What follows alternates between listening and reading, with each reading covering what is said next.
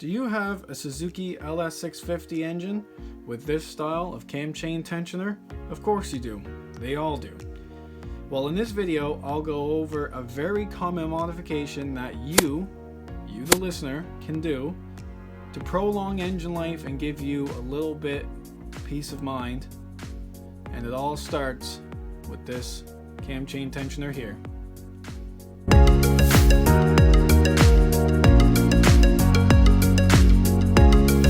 So, you don't have to go very far searching on the internet or in the Suzuki forums or anything like that to find out that these factory cam chain tensioners are extremely flawed from Suzuki. So, the problem with these factory cam chain tensioners is that before the cam chain reaches its serviceable limit, so the max limit that the chain has stretched before you need to replace it, this tensioner will fail. And how it will fail usually comes in a form like this. So as the cam chain is wearing, this guide keeps tension on it like this, it will move farther and farther this way, obviously. The problem is that when you're at this first hole here, it will extend. It's a ratcheting type, so it will come out but it won't go back in. So it will continue extending until it eventually comes out like that. It will fall out and fall into these gears and just mess everything up. So you're probably wondering, well, why would I want to modify this? Chances are the cam chain just needs to be replaced. So why wouldn't I just go get a new cam chain? Well, you were 100% correct. A lot of people just replace the cam chain and they call it a day. However, there is still about 20 to 25,000 kilometers left on this cam chain before it needs to be serviced. So what a lot of people do is they modify this here as a peace of mind, so when the chain does reach its serviceable limit, this doesn't come out and cause everything to just get all mangled and destroyed. So the modification is very easy. As you can see here, hopefully, if it's in focus, all I did was extend where the mounting point is for this hole here. So instead of it mounting like this, it will mount over here like this. And it will prevent this piece from falling out when the chain stretches, all the way to its serviceable limit. Obviously, the stock one does not look like this. I will insert a picture below of what the stock one looks like. As you can see, this one has been modified with an extra hole here. It allows you a little bit of range, so you can keep the plunger in the body for a bit longer before it wants to fail on you. So it seems pretty simple. Just take a piece of metal about the same thickness, 1/4 inch roughly, and weld it in there, making sure that it's flat on the back side so it doesn't interfere with the flat surface here. So it seems simple, and it is, but for anyone who is nervous about doing it, here's a step-by-step guide on how I did it.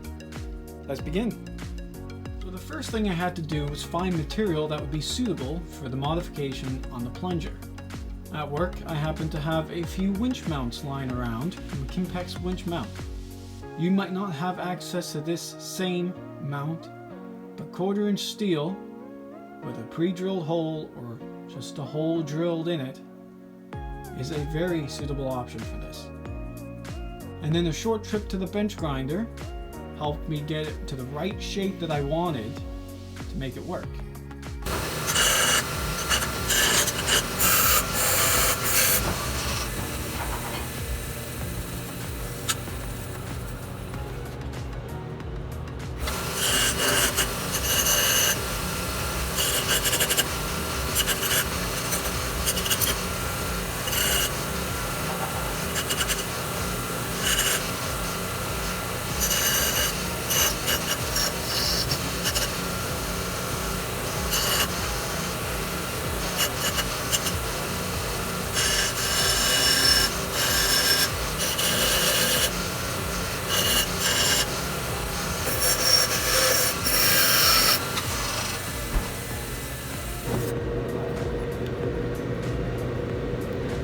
the best she's gonna get. Once I definitely had it where I wanted to be, it was time to weld. Both metals were fairly thick, and it didn't require a lot of time to weld them together. Once welded and the excess weld material removed, it was time to bring it over to the bench to do some hand sanding. The purpose of sanding it by hand on a flat surface was to make sure that the backside of the plunger was flat. This way, where the plunger for the cam chain tensioner mounted to the cam chain guide, the surfaces that they mounted to were perfectly flush, and there was no way that they would bind or cause any interference issues.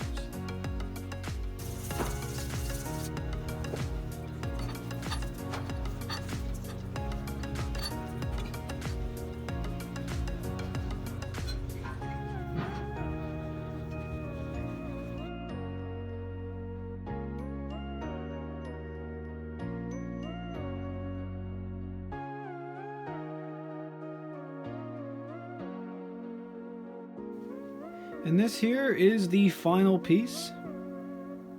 It's definitely very clean, very nice.